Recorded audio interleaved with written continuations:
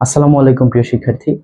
আজকে আমরা শিখব অর্থনীতি প্রথম পত্রে কিভাবে মোট উপযোগ থেকে প্রান্তিক উপযোগ এবং প্রান্তিক উপযোগ থেকে মোট উপযোগের যে শূন্যস্থান পূরণ করতে হয় সেটা আমরা আজকে শিখব। দেখো এখানে লেখা আছে 10। আমরা জানি যে টিইউ এর সাথে যদি আমরা এমইউ যোগ করি তাহলে আরেকটা টিইউ এর মান পাওয়া যায়। ঠিক আছে, তাহলে দেখো এখানে কত লেখা আছে 10। আমরা যদি এই 10 এর সাথে এইখানে 10 যোগ করি তাহলে পাবো 20।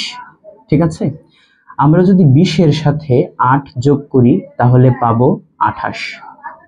আমরা যদি 28 এর সাথে 5 যোগ করি তাহলে পাবো 33।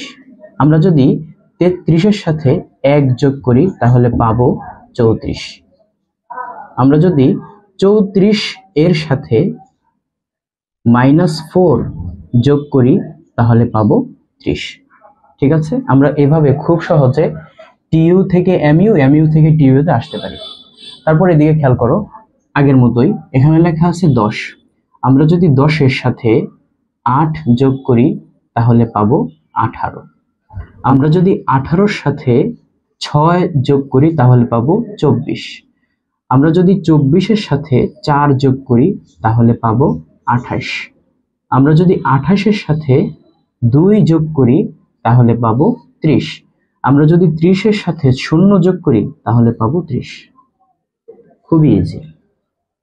তারপর এটা বের করি, দেখো এখানে কত আছে 15। আমরা যদি 15 এর সাথে 10 যোগ করি তাহলে পাবো 25। আমরা যদি 25 এর সাথে 5 যোগ করি তাহলে পাবো 30। আমরা যদি 30 এর সাথে 0 যোগ করি তাহলে পাবো 30। আমরা যদি 30 এর সাথে -5 যোগ করি তাহলে পাবো 25। ঠিক আছে, এখন একটু ব্যতিক্রম। এখানে দেখো আগে দেওয়া ছিল প্রথমে টিইউ, এখন প্রথমে দেওয়া আছে এমইউ, পরে দেওয়া আছে টিইউ। সেটা এই ক্ষেত্রে আমরা কিভাবে বের করব? আমরা আগের নিয়মটাই ফলো করব। দেখো যদি আমরা 8 এর সাথে 6 যোগ করি তাহলে পাবো 14। 14 এর সাথে যদি 4 যোগ করি তাহলে পাবো 18। যদি 18 এর সাথে 2 যোগ করি তাহলে পাবো 20। যদি 20 এর সাথে 0 যোগ করি তাহলে পাবো 20। আমরা যদি 20 এর সাথে -2 যোগ করি তাহলে পাবো 18। তার মানে একটা নিয়ম শিখলেই আমরা দুইটার ক্ষেত্রেই ব্যবহার করতে পারি। তাহলে এখানে দেখি, এখানে আবার দেখো এখানে কত দেওয়া আছে 20।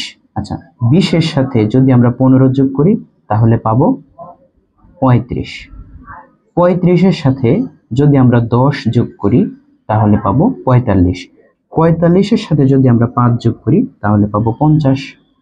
50 এর সাথে যদি আমরা 0 যোগ করি তাহলে পাবো 50। 50 এর সাথে যদি আমরা -5 যোগ করি তাহলে পাবো 45। তাহলে আশা করি বুঝতে পেরেছো।